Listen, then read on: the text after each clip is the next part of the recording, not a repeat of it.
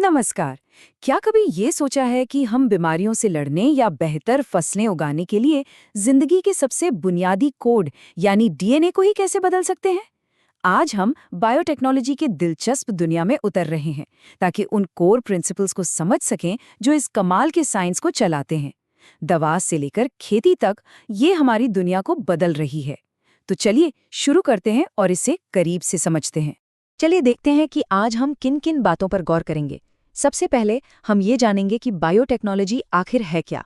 फिर उन दो कोर टेक्निक्स को समझेंगे जिन्होंने इसे मुमकिन बनाया है।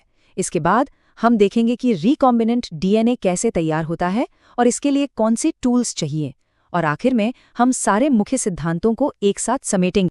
तो सबसे पहला सवाल, बायोटेक्नोलॉजी असल में है क्या? देखिए, इसकी जड़ें तो बहुत पुरानी हैं, पारंपरिक प्रथाओं में, लेकिन आज इसकी एक मॉडर्न और कहीं ज्यादा टेक्निकल परिभाषा है। और जानते हैं, इस फील्ड का विकास ही इसकी सबसे दिलचस्प कहानी है। एक तरफ है दही, ब्रेड और वाइन बनाने जैसी पारंपरिक प्रक्रियाएं, जिनमें हम सदियों से छोटे छोटे जीवों यानी माइक्रोब्स का इस्तेमाल करते आ रहे हैं। और दूसरी तरफ है आईवीएफ, जीन सिंथेसिस या डीएनए वैक्सीन बनाने जैसी एकदम मॉडर्न टेक्निक्स। और कमाल की बात यह है कि ये सब बायोटेक्नोलॉजी की एक ही बड़ी छतरी के नीचे आते हैं। और देखिए, यूरोपियन फेडरेशन ऑफ बायोटेक्नोलॉजी ने एक बहुत ही बढ़िया परिभाषा दी है जो इन दोनों पहलुओं को एक साथ ले आती है। ये कहती है कि बायोटेक्नोलॉजी असल में नेचुरल साइंस को जीवों, कोशिकाओं या उनके हिस्सों के साथ जोड़ना है ताकि इंसानों के काम आने वाले प्रोडक्ट्स और सर्विसेज बनाए जा सकें। ये परिभाषा पारंपरिक और आधुनिक दोनों ही तरीकों को अपने अंदर समेट लेती है। अब बात करते हैं उन दो कोर टेक्निक्स की जो मॉडर्न बायोटेक्नोलॉजी की असली बुनियाद हैं। इन्हीं टेक्निक्स ने इस फील्ड में एक क्रांति ला दी। तो इसके दो मेन पिलर्स हैं। पहला है जेनेटिक इंजीनियरिंग, मतलब किसी जीव के जेनेटिक मटेरियल यानी डीएनए या आरएनए में बदलाव करना।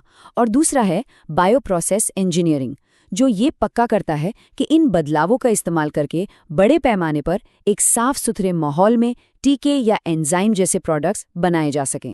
चलिए, जेनेटिक इंजीनियरिंग को थोड़ा और करीब से समझते हैं। इसका सीधा सा मतलब है किसी जीव के जेनेटिक कोड को बदलकर उसके बाहरी गुणों यानी उसके फिनोटाइप को बदल देना। ये कुछ भी हो सकता है, जैसे किसी फूल का रंग बदलना, किसी फल का आकार बड़ा करना या किसी पौधे में बीमारी से लड़ने की ताकत डालना। तो ये सिर्फ डीएनए डालना नहीं है, बल्कि उस जीव को ही बेहतर बनाना है। और सोचिए, अगर बायोप्रोसेस इंजीनियरिंग न होती तो जेनेटिक इंजीनियरिंग सिर्फ लैब की एक रिसर्च बनकर रह जाती। मतलब इसे बड़े स्केल पर ले जाना नामुमकिन होता। ये टेक्निक एक कंट्रोल्ड वाला बिल्कुल साफ सुथरा माहौल बनाती है ताकि सिर्फ वही कोशिकाएं बढ़ें जिनकी हमें ज़रूरत है और हमें एंटीबायोटिक्स या वैक्सीन जैसे प्रोडक्ट्स मिल सके। देखिए, पहले जो पारंपरिक ब्रीडिंग के तरीके थे ना, उनमें एक दिक्कत थी। हम जब भी कोई अच्छा जीन ट्रांसफर करना चाहते थे तो उसके साथ कई अनचाहे जीन भी चले आते थे। रिकॉम्बिनेंट डीएनए बनाना इसी समस्या का एक जबरदस्त समाधान था। लेकिन यहाँ एक जरूरी सवाल उठता है। मान लीजिए हमने किसी कोशिका में बाहर से डीएनए का एक टुकड़ा डाल दिया, तो क्या वो खुद ब खुद अपनी कॉपी बनाने लगेगा? जवाब है नहीं, ये इतना भी आसान नहीं है।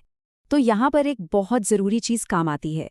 किसी बाहरी डीएनए को अपनी कॉपी बनाने के लिए उसे मेज़बान के क्रोमोसोम का हिस्सा बनना पड़ता है और ख़ास तौर पर उसे ओरिजिन ऑफ रेप्लिकेशन या ओरी नाम के एक खास डीएनए सीक्वेंस से जोड़ना होता है। इस ओरी को आप एक स्टार्ट सिग्नल की तरह समझ सकते हैं, जो सेल को बताता है कि कॉपी बनाना यहाँ से शुरू करो।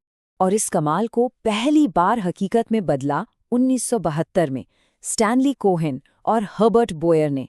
उन्होंने क्या किया? उन्होंने साल्मोनेला बैक्टीरिया से एंटीबायोटिक रेजिस्टेंस वाला जीन निकाला, उसे एक प्लाज्मिड यानी एक कैरियर डीएनए से जोड़ा और इस नए रिकॉम्बिनेंट डीएनए को ई कोलाई बैक्टीरिया में डाल दिया। ये बायोटेक्नोलॉजी के इतिहास का एक बहुत बड़ा पल था। तो सवाल ये उठता है कि ये सब होता कैसे है? इसके लिए साइंटिस्ट एक खास तरह की टूलकिट का इस्तेमाल करते हैं। इसे ऐसे समझिए कि उनके पास आणविक कैंची, गोंद और डिलीवरी के लिए गाड़ियां होती हैं। सबसे पहले बात करते हैं वेक्टर की। ये एक डिलीवरी वाहन की तरह है। एक बहुत अच्छा उदाहरण है मच्छर का।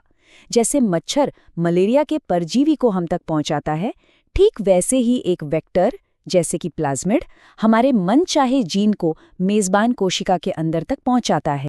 स्क्रीन पर जो हम देख रहे हैं वो इसका एक क्लासिक उदाहरण है, PBr322 प्लाज्मिड। ये ई कोलाई में इस्तेमाल होने वाला एक बहुत ही कॉमन क्लोनिंग वेक्टर है। अब ये दिखने में थोड़ा कॉम्प्लेक्स लग सकता है, पर चलिए इसके हर हिस्से के खास काम को समझते हैं। इस डायग्राम में सबसे पहले देखिए ओरी। ये वो स्टार्ट पॉइंट है जहां से कॉपी बनना शुरू होता है। फिर हैं AMP-R और TET-R। ये हैं सिलेक्टेबल मार्कर्स और ये बड़े काम के हैं। ये असल में एंटीबायोटिक से बचाने वाले जीन हैं। सोचिए, हमने ये प्लाज्मिड बहुत सारी कोशिकाओं में डालने की कोशिश की, पर हमें कैसे पता चलेगा कि ये किस में गया और किस में नहीं? हम बस उन सभी कोशिकाओं को एंटीबायोटिक में डाल देंगे। सिर्फ वही कोशिकाएं बचेंगी जिनमें हमारा प्लाज्मिड सफलतापूर्वक चला गया है, क्योंकि अब वो एंटीबायोटिक से बच सकती हैं। फिर है रॉप जीन, जो कंट्रोल करता है कि प्लाज्मिड की कितनी कॉपी बननी चाहिए। और आखिर में ये जो नाम है बैमेचाय, सालाय, ये सब हैं रेस्ट्रिक्शन साइट्स। ये वो खास जगह हैं जिन्हें हमारी आणविक कैंची पहचान कर काटती है, ताकि हम अपना जीन ठीक वहीं जोड़ सकें। और इन आणविक कैंचियों की बात करें तो इनका असली नाम है रेस्ट्रिक्शन एंजाइम। ये एंजाइम डीएनए को बहुत ही खास जगहों पर एकदम सटीक तरीके से काटते हैं। इससे हमें जीन को ठीक वहीं जोड़ने में मदद मिलती है जहां हम चाहते हैं। अच्छा, जब हमने वेक्टर को काट लिया और अपना जीन भी उसमें रख दिया, तो अब उसे चिपकाना भी तो होगा। यहीं पर काम आता है डीएनए लाइगेज। ये एक तरह का आणविक गोंद है जो हमारे जीन को वेक्टर से स्थायी रूप से जोड़ता है और हमारे रिकॉम्बिनेंट डीएनए मॉलिक्यूल को पूरा करता है। तो अब तक हमने जो कुछ भी समझा, चलिए उसे 3 आसान और बुनियादी स्टेप्स में समेटते हैं। असल में कोई भी जेनेटिक मॉडिफिकेशन प्रोजेक्ट इन्हीं 3 कदमों पर आधारित होता है। तो देखिए, पूरी प्रक्रिया इन 3 कदमों पर टिकी है। पहला, उस जीन की पहचान करना जिसमें हमारी दिलचस्पी है। दूसरा, उस डीएनए को मेज़बान जीव में पहुंचाना जिसके लिए हम वेक्टर का इस्तेमाल करते हैं। और तीसरा और सबसे ज़रूरी, ये पक्का करना कि वो नया डीएनए मेज़बान में बना रहे और उसकी अगली पीढ़ियों में भी ट्रांसफ़र होता रहे। इस तकनीक की ताकत तो जाहिर है, पर यह अपने साथ एक बहुत गहरा सवाल भी लाती है। अब जब हमारे पास जीवन के इस ब्लूप्रिंट को फिर से लिखने की शक्ति है, तो हमें नैतिक सीमाएं कहाँ तय करनी चाहिए? जैसे जैसे ये तकनीक और आगे बढ़ेगी, ये एक ऐसा सवाल है जिस पर हम सभी को बहुत गहराई से सोचने की ज़रूरत होगी। हमारे साथ जुड़ने के लिए शुक्रिया।